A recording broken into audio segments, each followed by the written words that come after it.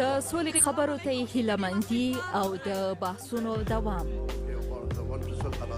افغان مرکچي پلاوي وایي د تماس ډلې لا هم په خبرو بوختې دي. پرون یې 4 ساعته له یو بل سره پر خبرو تېرې کړې وې.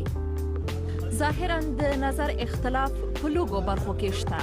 افغان خواو وایي بحثونه به کوي، بهیر به دوام لري او دا ډول اختلافونه به حل شي.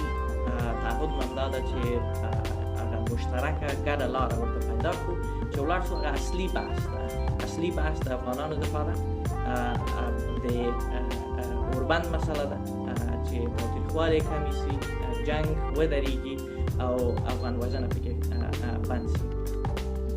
14 ورځې کېږي چې دواړه خواوې د سولې خبرو پر طرزالعمل غږېږي، خو تر دې دمه پر 2 مسلو نه دي جوړ شوي. د طالبانو خوا ټینګار کوي چې د افغان سولې لپاره به بنسټ د طالبانو او امریکا هوکړه وي او د خبرو په ترڅ کې به د احتمالي جنجالي مسلو د حل مرجع حنفي فقه وي. خو افغان مرکچي پلاوي په مانیجنه بڼه وایي د خبرو پیل ته لومړیتوبونه نور دي او دا مسایل مخکې له وخته وړاندې شوي دي. دوی استدلال کوي چې د طالبانو او امریکا هوکړه کې دوی نه وو، نو دا به بنسټ نه وي او پیټینګار سره وایي د مذهبونو په څیر د مسلو رامخېته کول د افغانانو ترمنځ د یووالي د له منځه وړو هڅو په معنا دي. خو له دغو بحثونو سره دواړه خواوې له خبرو ناهیلې شوي نه دي.